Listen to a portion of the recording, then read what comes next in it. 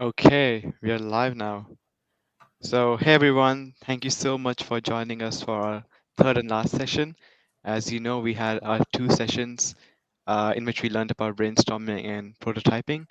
And today, through this session, we're just going to use all that information and get to the climax of it and learn how to make things real and learn the process of using our ideas and making an actual digital product. So, thank you for joining us here today. I hope you guys enjoyed this series. Today's the last session, and hopefully, it added something to your ideas and lives. So, thank you, Mike and Bryce, for being here, and the stage is all yours. Awesome. Thank you for having us. Yeah, this is these have been fun.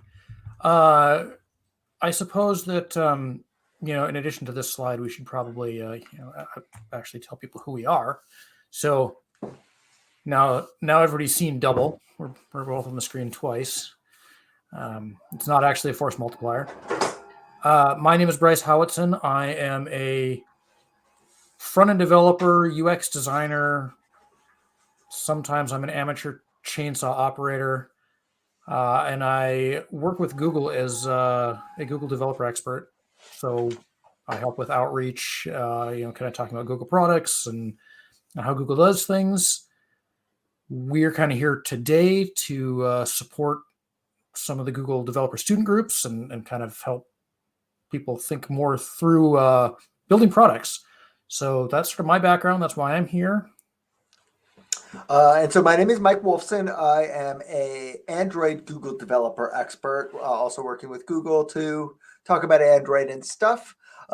Me and Bryce, a lot of times in our mentoring career with Google, have spent time mentoring startups and other organizations on product and ways to create how to create product. And so that's what we wanted to do in this series. And hopefully this culmination will accomplish that.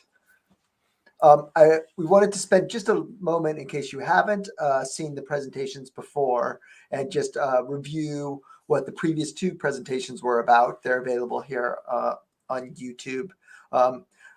So if you weren't here, that you'll at least be caught up with the problem domain and everything that we are discussing. So in the very first presentation, we discussed ways that you will brainstorm and think about products to figure out how you want to organize your thoughts to get the job done. So we spent a lot of time discussing the Pez dispenser. Pez dispensers, hopefully you all know about those little candy dispensers with unique character heads on the tops that people go crazy collecting. The difficulty is it's difficult sometimes to understand in a very large collection which dispenser, which of the different dispensers in the collection you have. So that's problem number one we wanted to discuss. And then problem number two is a little more nuanced. And that is, even if you do know which dispenser you have, you may not realize some of the small details, and they make quite a bit of difference. For instance, modern Mickey Mouse dispenser runs around $2. It doesn't have a whole lot of value. But the one on the left, which is one of the earlier versions, is worth quite a bit more. And I showed in an earlier presentation that if you have one of the very, very early prototypes of Mickey Mouse, it could be worth thousands and thousands of dollars. So we wanted to wanted to think about ways that we could help collectors organize their Pez dispensers. Yeah. So, and then the second session we called "Fake It Before You Make It." A lot of people think you should fake it until you make it, but I kind of feel like the more fake it is, the more you learn from it. And so we talked a lot about prototyping, what that means.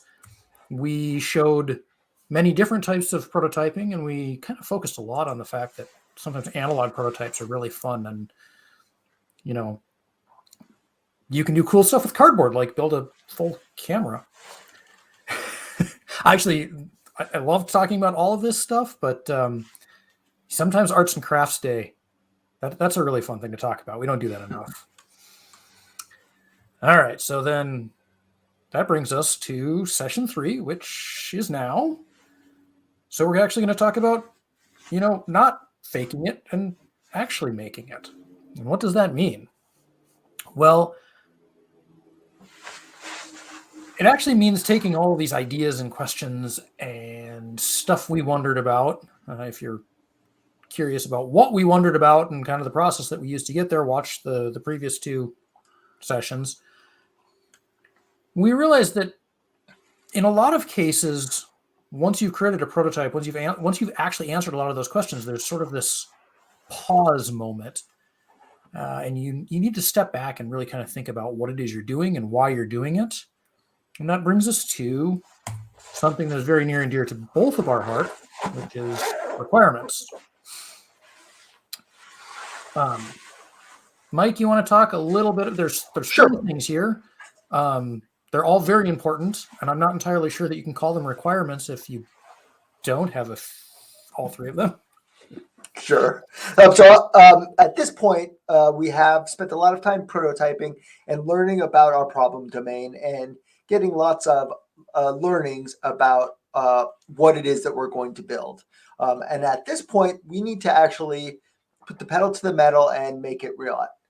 At this point, it's important that we're really start to think about the reality of this product instead of kind of what we've been thinking about before. And that's kind of the discovering the nature of our product. Because right now, we need to start thinking about how we're going to create a roadmap to get our product to the MVP, most valuable, minimum viable product.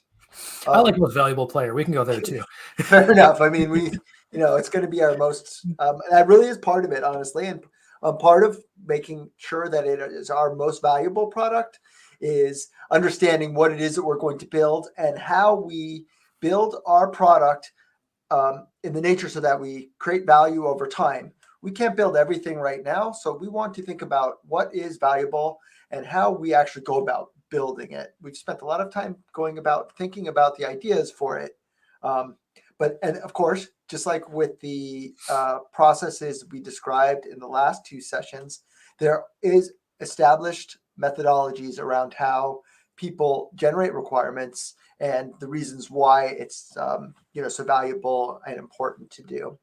I mean, that's a good point, right? We're not making this stuff up. We're following a pretty well-defined process that most successful products follow to get to the market. That's not all of them, but since we're talking about that, Mike, why even bother on requirements? That sounds boring. It sounds like documentation. It sounds like not writing code. Yeah, it'd be a lot more fun to just jump right into it, right? Build the wouldn't product, it make something? Right? Build the product, iterate, move fast and break things, right? That's the idea. Well, I feel like we have a pretty good list of why bother. And I'd like to point out that none of these actually stop you from running fast and breaking things. They just maybe help you break the right things. The important thing to note, and looking at the picture on the right, is not everybody starts out thinking about creating something with that endpoint.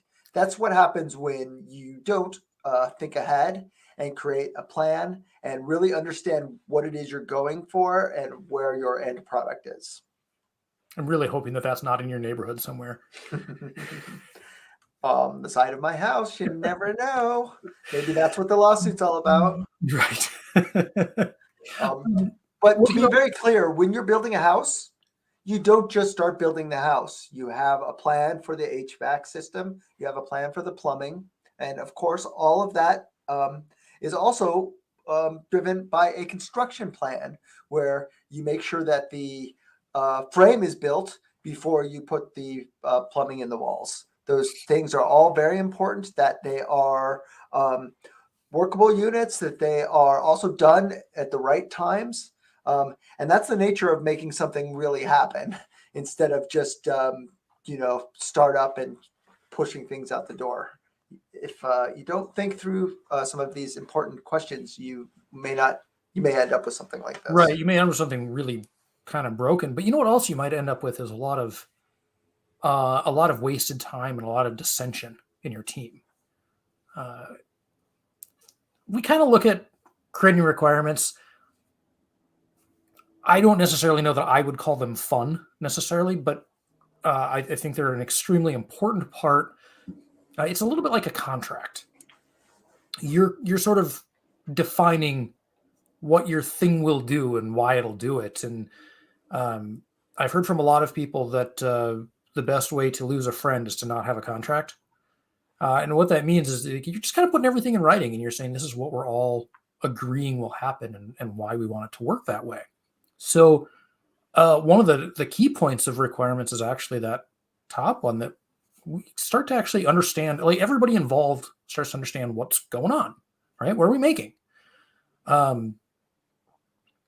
I personally, the developer side of me, likes to do things the simplest way, right? If it's repeatable, you create a function that repeats that thing and does it over and over and over again. So we're going to reduce effort with these. Additionally, something that I'm asked frequently as a consultant is how much will it cost to, right? And it's usually some very vague question. Right? How much does a website cost? I don't know. What's your website going to do? Without these requirements, we can't answer these. We can't start to answer these questions, right? So if you've got an investor and you're saying, "Hey, I just need seed money to make this happen," the investor wants to know how much seed money you need, and the requirements are going to help us get there. And then finally, I think the last two kind of dovetail with each other. We've talked a lot about like ask this question and then iterate and do it again. Requirements give us a way to validate if we're there yet. And they also give us a way to say, if we were going to make this better, what would we do with it? So that's actually kind of a lot of stuff for why bother with requirements. I feel like that's even more than brainstorming, really. There's actually a lot of really good reasons to do the boring work. And it's part of that kind of gets us to the next step, which is like, what makes good requirements?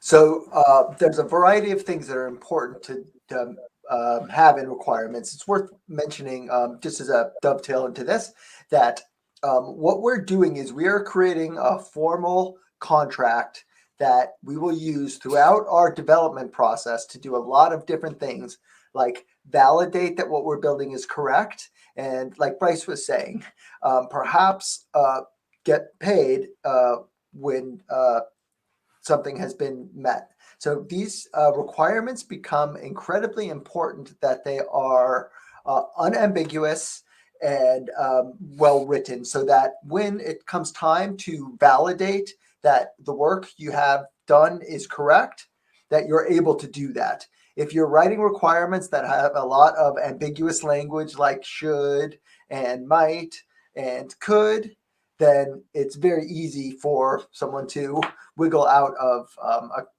agreeing that what you have actually provided is what they wanted.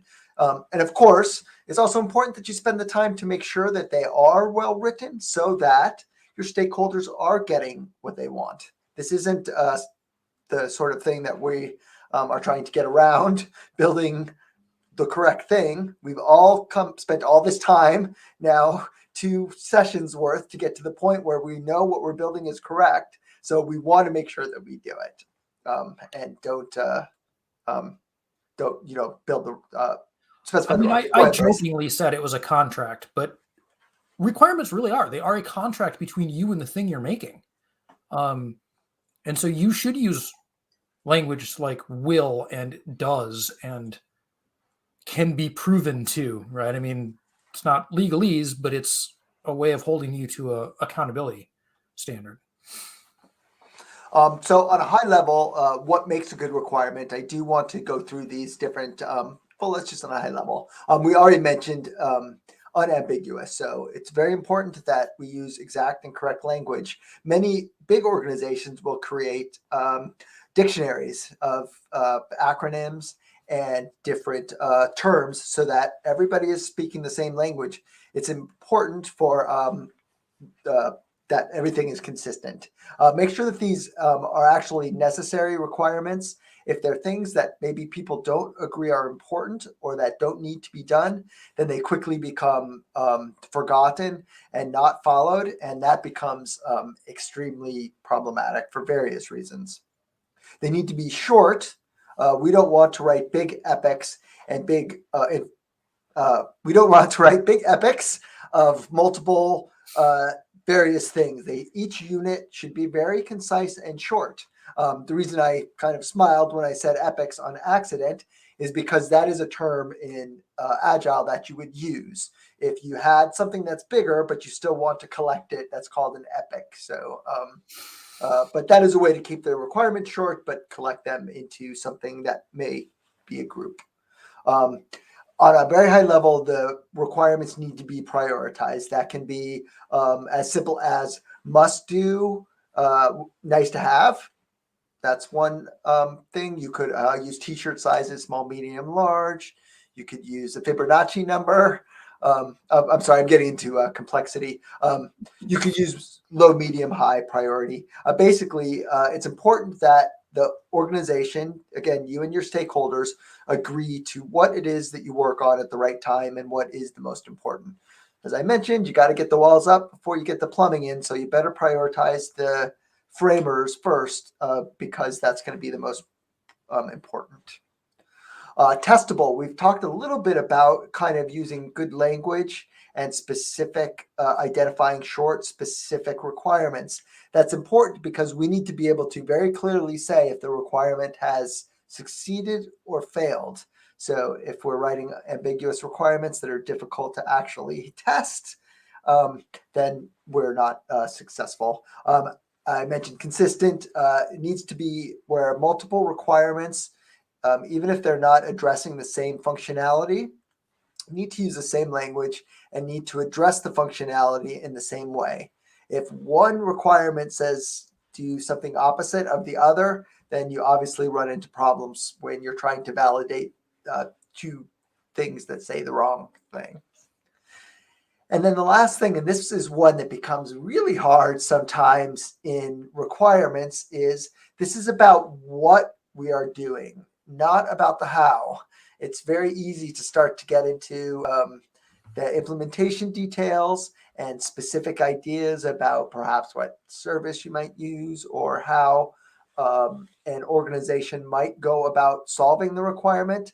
That's not what the requirement is for. It is for discussing the very high level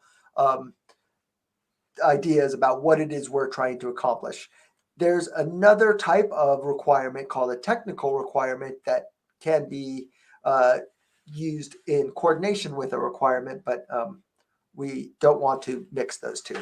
Right. And we're not saying that we won't discuss technology at all in the requirements, but it's more at a very high level, right? So this, does the technology as a whole match the problem we're trying to solve, not which library should you use or which language or things like that.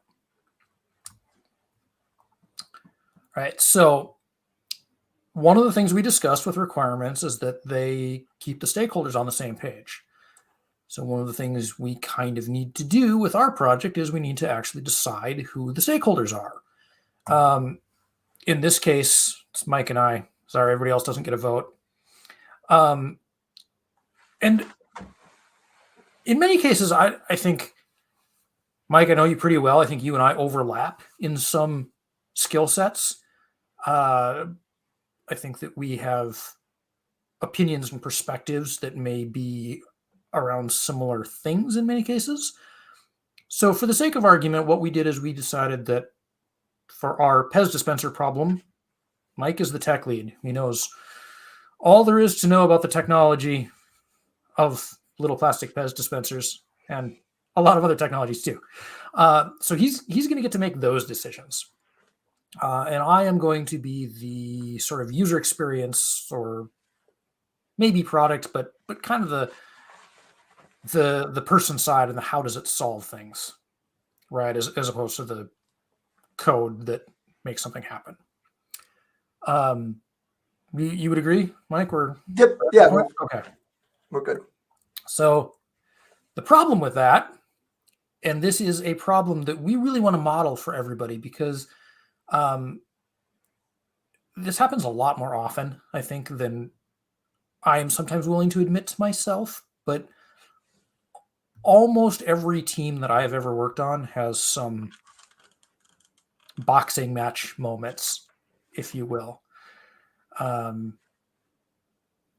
Some days I'm a really good boxer, and some days I'm not. But that's part of the process that we have here. Mike, can you ever think of a project you've worked on where there haven't been at least some differing opinions? No, of course not. So what we want to model for you right now is the nuance of once you start to make decisions about requirements, it's going to be difficult, and there will be trade-offs that you will need to make to get towards the common good. This is different than before, where we were making decisions for different reasons. Right now, we need to work with other people to make decisions that actually will get us towards that MVP, which is a much bigger thing than we were working on before. And what we want to do is we want to model how those interactions might happen in regards to key technology decisions or a key decision that we might need to make during the requirements phase. Yeah, so anybody who's watched the other three or the other two episodes has probably noticed that we really haven't talked about technology, right? I mean, we both have Google Developer Expert in our title, and I think it's funny that we haven't talked about technology all that much. Well, it's getting time to make this real, so now it's actually time to decide how do we make this? What are we going to use? So in my corner, I think we should build a web app. Mike, what do you think? I want to build a Android and Compose-based app. Well, so I suppose we should kind of fight through this and talk about some pros and cons, huh? It's a pretty important decision we need to make, huh? If we're going to be able to actually build the product. This is relatively foundational. You can go back and do it again, but it is definitely a go back and do it again. There's not a migrate from one to the other. They're different tech stacks, they're different programming languages, they're different tooling approaches, hiring different resources, needing different skills, obviously. Well, let's see here. In my corner, I'm gonna toss this slide up. We came up with a few of these already. I write web apps. I'm a web Google developer expert. That's my thing. I like CSS. I like HTML. I like JavaScript. Obviously, I can think of plenty of ways to write this in HTML, CSS, and JavaScript. Mike, you're an Android GDE. You betcha. And I can write this really simply in Compose and Android. I tend to like having a mobile device for a lot of reasons. Both helps us accomplish some offline abilities. It's much easier if we're not connected to the web. We can still run our app without needing the internet like you web guys need. You can easily use different camera sensors, right? Which is super nice, the ability to take pictures. Then the other thing is we talked about in our future roadmap, we definitely have a concept, and I think it's important to our product of being able to use machine learning to identify some of the pest dispensers. And I know that we can do that on device, on Android devices, which should be pretty fast and also may allow us the abilities to not have to upload people's private images to our own infrastructure. I think those are all really fantastic reasons. Unfortunately, there's a couple cons as well to that approach, right? One is that to distribute this to people, you have to put it into an app store somewhere. I mean, you don't have to, but that gets hard, right? It gets hard to actually do that. The web is just everywhere, so I just attach to it and away we go. Also, when we're talking about building for Android, that sort of removes a whole bunch of iOS users in the world. So that means that our MVP, at least, is probably not going to be as broadly available to people. Whereas the web, again, some people's refrigerators can view the internet. So I don't know that your Pez dispenser will be on your refrigerator anytime soon, but that's a pro for building it from the web.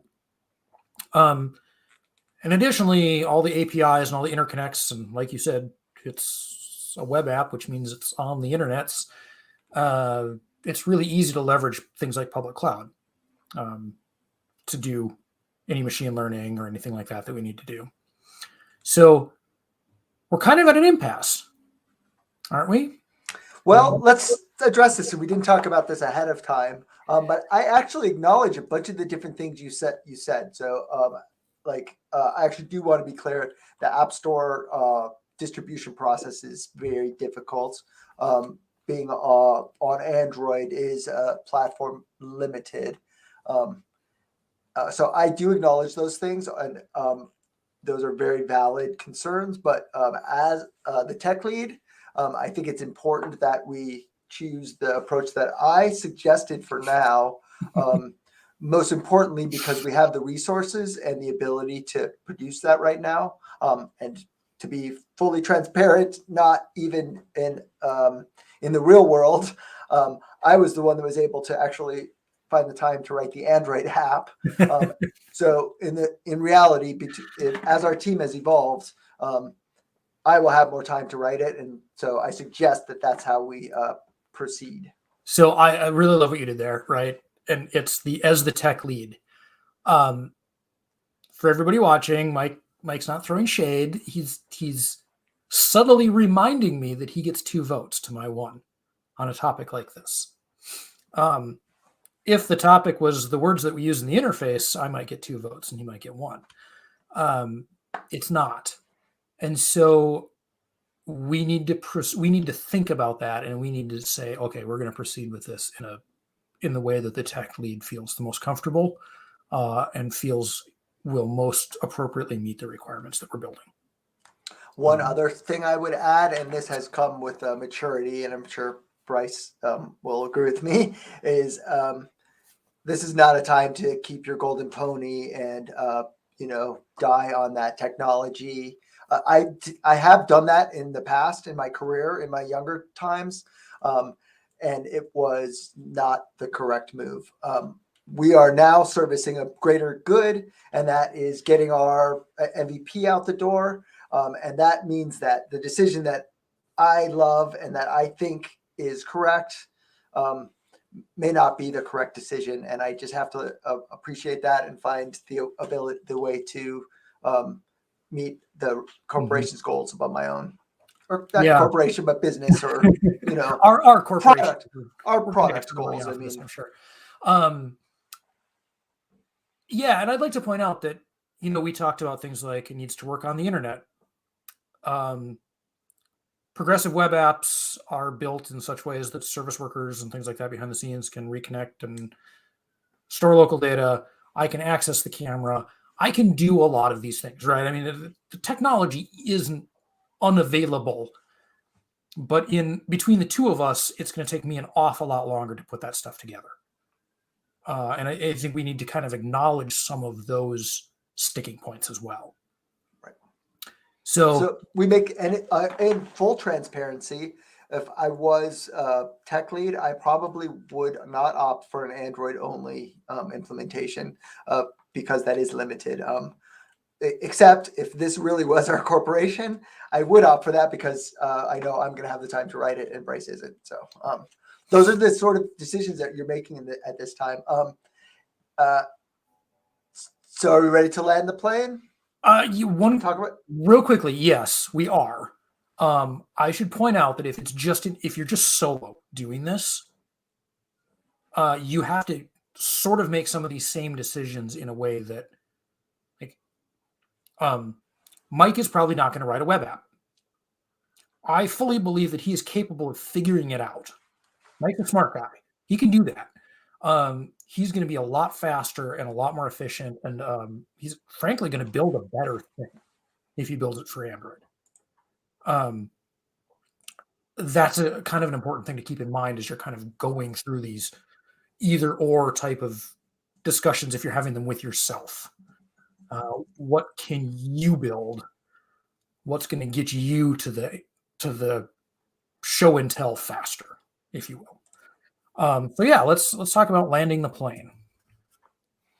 So we wanted to we've talked now a lot about kind of some of the discussions and some of how you would like generate requirements for our application, and we spent some time actually thinking about generating some requirements, and we just kind of wanted to talk through some of them to demonstrate what good requirements would look like that are actionable and appropriate for the product that we're trying to build. Wow, that's a lot of requirements. We probably should have done a build on that slide. And actually, I said that's a lot of requirements because I'm facing a wall of text and all of the people watching are facing a wall of text. This is probably a very minimal amount of requirements. We could probably go for another couple pages of things that should probably be in the MVP and creating like really strong definition around them.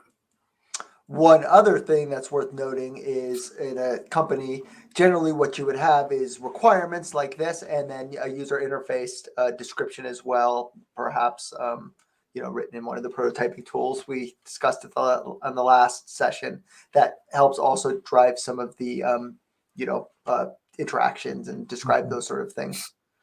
And you might have a testing matrix or testing requirements as well as a fully separate document in a big organization. I'm guessing most of the people watching this for a student project or something like that aren't going to have a tester or a director of user acceptance testing or somebody like that breathing over their shoulder to do the right thing. But we want to acknowledge that, right? That those groups exist. Yes, and it also is very important to acknowledge that we kind of are mixing big company concepts with small project concepts. Everything we've discussed in all of these days are important to follow in a small project. So if you are doing a hacking project over a weekend, spending the time to get the requirements spelled out correctly is super important in every size project. This is not like something that only big companies do and small projects shouldn't. All these steps are important towards success because this allows you, these requirements as written are very clear, and they allow us to make sure that we are building the right thing. And we set up that agreement ahead of time, way before we start building, so that we're not building and rebuilding and having lots of back and forth.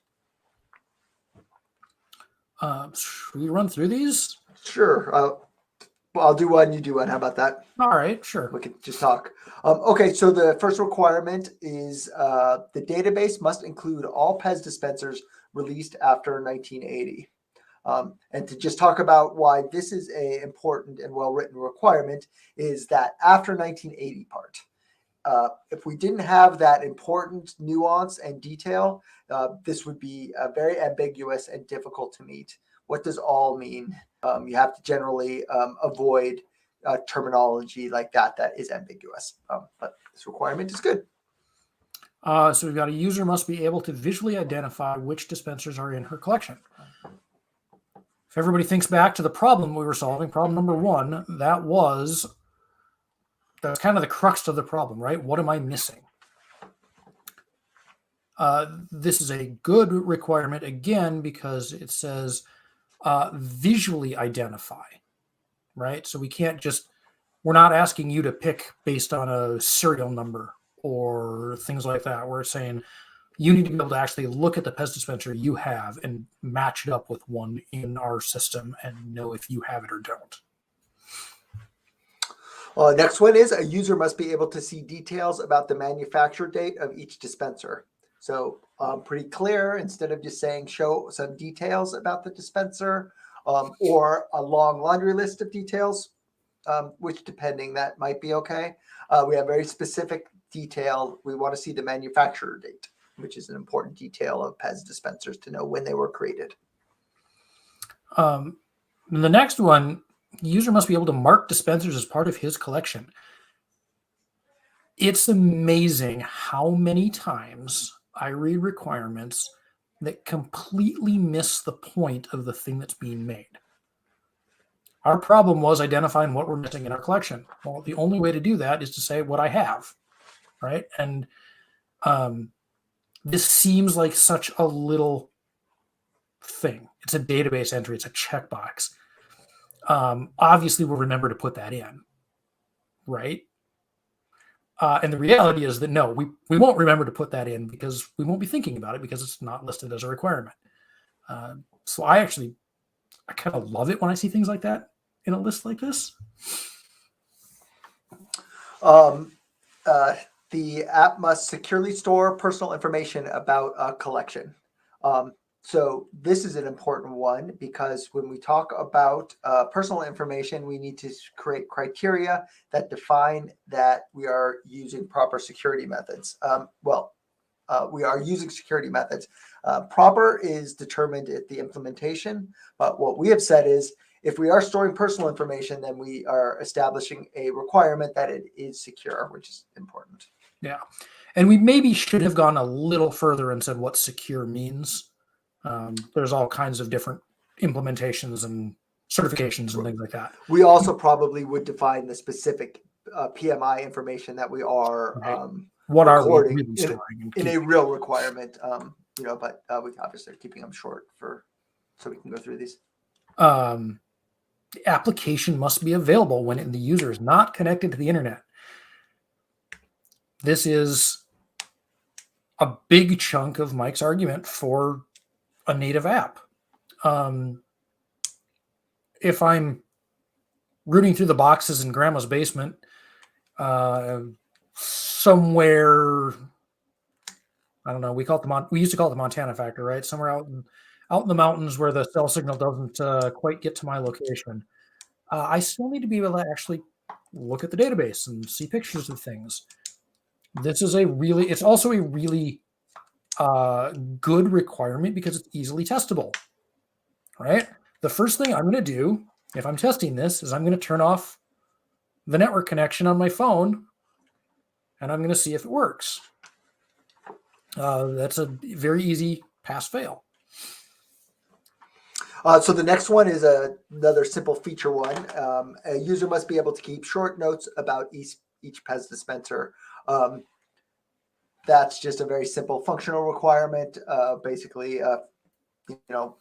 that's probably pretty important. We're able to kind of keep personal notes about a little dispenser. There's no specific implementation details. We didn't define what short means because that may differ per platform. Perhaps Android, has more space, or depending on the platform and the memory buffers or whatever, we may want to define that differently for each target platform. And then the last one is kind of based around the internet connection as well, but the application must detect the presence of an internet connection and synchronize the local data with the cloud data, right? We don't just want something that works on an island to always be on an island. For this app to be actually functional, we probably need to connect to a database in the cloud somewhere so that we can get updates and show which Pez dispensers I have depending on different devices and all kinds of stuff like that. This is kind of a good requirement because we're being very specific about the pass-fail here, right? Once there is an internet connection, do the data sync. If you don't do the data sync, something's broken. All right, we can test that.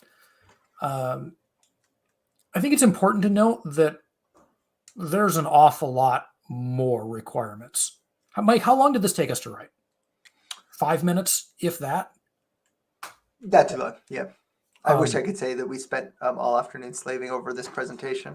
Well, we did. Just this slide specifically really didn't take that long. And that's because I think often we sit down to write requirements and we think, wow, this is just such a big job. I don't know where to start. I think we could have spent another 5 minutes and had a list 4 times the size. Like we could have just kept going. And we don't always have to do that. It's important to know which pieces are kind of there and which ones aren't and stuff like that. But the point here is that having some requirements is so much better than having no requirements. Don't feel like you have to get every single one of them and you don't have to spend hours and hours and hours doing this. If you've gone through the steps that we've talked about previously, you're going to know at least a handful of these requirements just off the top of your head.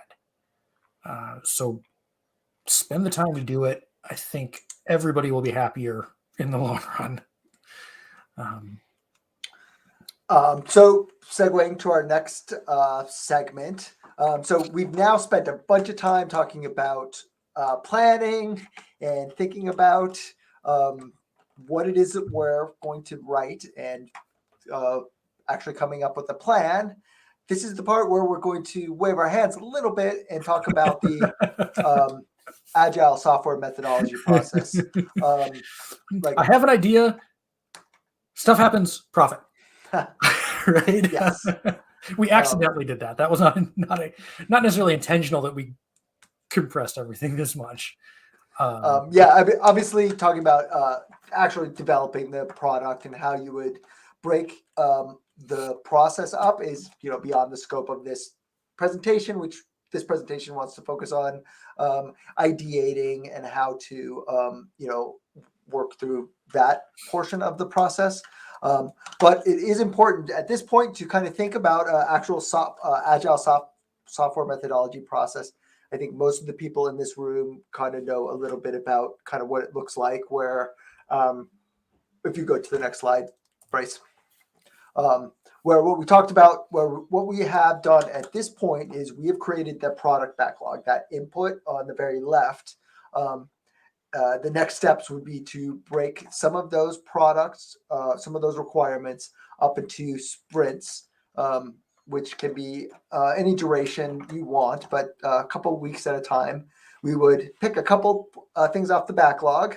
We would run some sprint cycles, and at the end of that cycle, we would run a sprint cycle, and at the end of that cycle, we would have increment of the software working. And the important thing is at the end of that portion where we have that gem, we're able to look at the requirements we generated at the very beginning and validate those things about the output at the very end. So because we've spent such a great job of generating testable requirements that are unambiguous and clearly written, we are able to validate everything's working at the very end, and life is good. One other thing is, because we have that great baseline of functional requirements at the end, when we repeat this cycle again, we can use those base functional requirements as our baseline. We know this is where we start at the end of the sprint. We know that that is what worked and we validated was functional at that point, and then we start again. So it becomes a very self-fulfilling and validating process to work through these requirements. And the other thing with those requirements is that it helps us to know when something can come out of the end of the assembly line, if you will, right? When does that box, the nifty multicolored diamond, show up?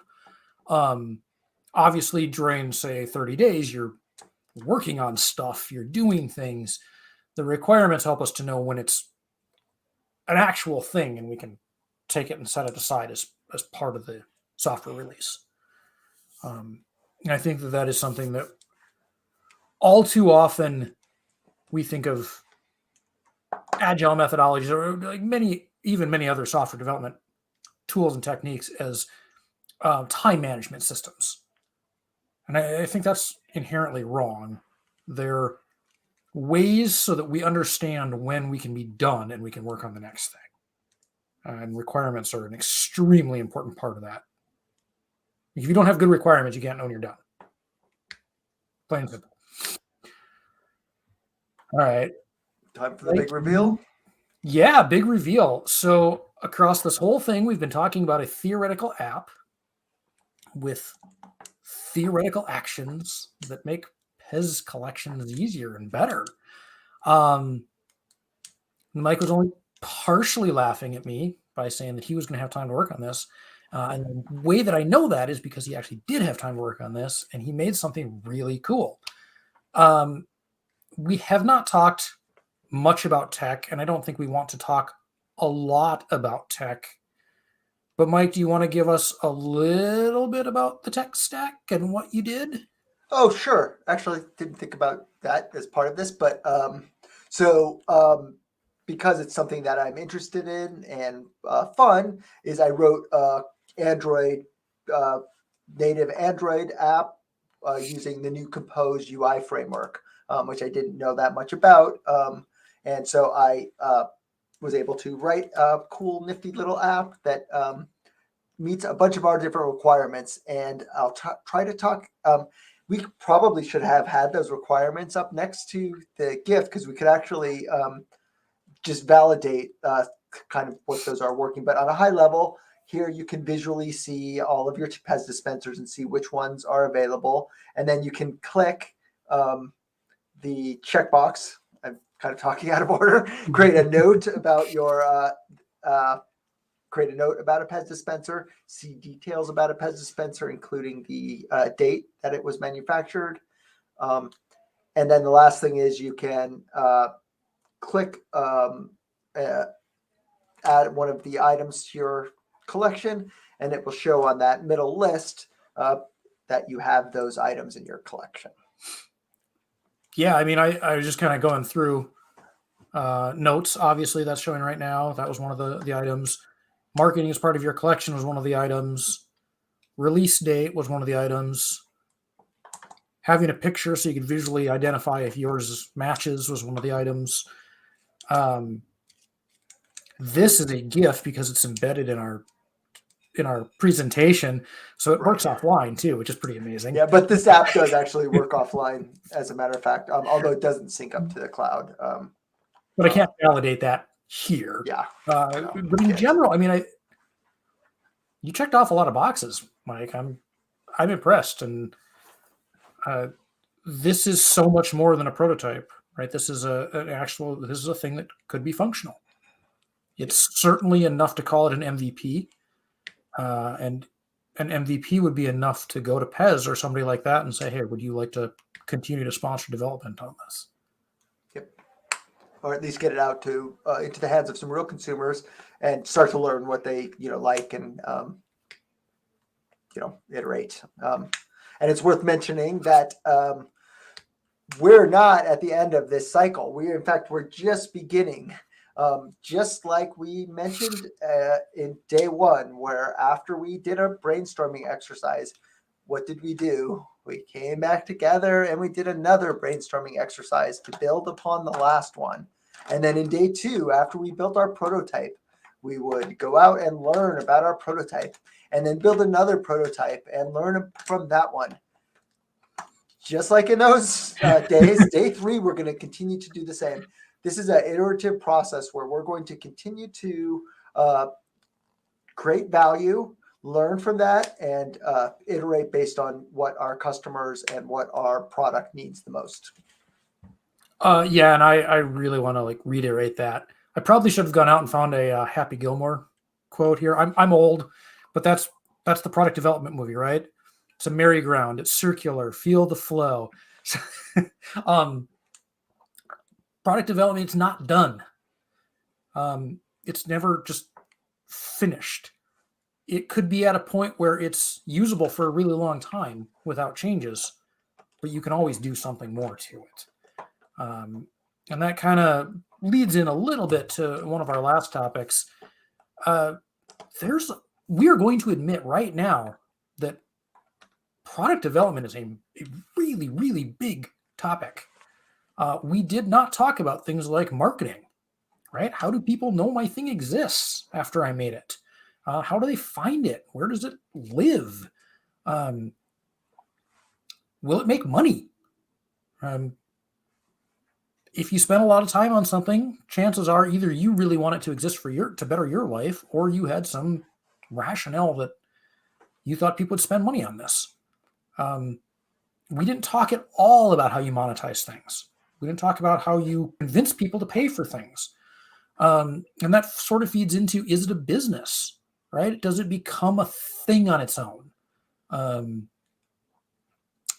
Many products end up with a wrapper of some kind around them. That wrapper does things like support customer success people. It does things like the help desk. There's a good chance that we could build this app and somebody who types gigantic fantasy novels on their typewriter might struggle with this app. We probably want people to support that. These are all things that start to happen, not necessarily after you've created a product, but maybe sometimes in tandem, maybe sometimes not at all. But there's a lot more here, and we're going to admit that we're not giving you a lot of that stuff. In fact, these little bullet points are entire teams in many companies. You've got the accountants and the lawyers, you've got the marketing people, you've got the CEO and the ops teams and all that kind of stuff. Ideas can grow really quickly and become really big. That is sort of, where we're leaving you with this. But we wanted to acknowledge that kind of before the end of day 3. And obviously the end of day 3, we'd love to have you ask us questions. While you're thinking of questions, here's some good resources that we can leave you with. We've got a couple jobs to be done still on there. That's a book, but it sort of it applies to requirements just the same way that it applies to the idea phase. And what are people trying to do? If you want to learn about Agile, it is a very big subject on its own. There's a nice tiny blog post there that covers over a lot of the highlights. There's also a great place to learn about more requirements and how to write good ones. I don't know, Mike, what questions do you have? How cold is your beer? It's a great question. Well, it's cold. It's very cold here, so not quite as cold as Arizona, I'm sure. I would just say thanks, Bryce. It was a pleasure doing this talk with you. I enjoyed learning from you along the way. This was fun to work through this. Yeah, I enjoyed this as well. We put our Twitter info up there at one point. Everybody feel free to ask us questions. We try to respond to things. We have any questions here? I'd love to answer those as well. Yep. Thank you, Mike and Bryce. This was an amazing session. So I had one question that, like for the app that you built, like what was your process for the design? Are there any steps that you followed to go from the requirements or the idea of the app to like the design of it? That is a good question, and so I actually am kind of a designer myself. I understand kind of some of the fundamental UI concepts from material design. So material design has a lot of really important base design concepts that I've learned throughout the years and that I have applied. So for the most part, nothing that I presented was that uniquely designed. I used kind of a lot of standard components. And then the other thing is I just use standard dimensions, basically. So basically just sticking with standards. And then colors and that sort of stuff is anybody's guess. And a designer has opinions, but they're the same opinions. They're the same as anybody's opinions. Everybody has them. Yep. Yeah, that was really interesting to like learn about how we can come up with the requirements and how important it is, because people just think that just focus on the technological aspect of the project and they like don't care about the requirements and stuff. So I'm in like part of a software engineering class and we had to like loads of pages about requirements. So I understand the importance of it. And good. yeah, it's like a really important aspect of development projects, and it was really interesting and fun to learn about it. Yeah, thank you for all these 3 sessions. It was really amazing to learn about brainstorming, prototyping, coming up with the requirements, and making things real. Yeah. Yep. Thank you so much. Awesome. Well, thanks for hosting us, and we appreciate it. Yep. Bye, guys. See Yeah, you. thanks a Bye. lot.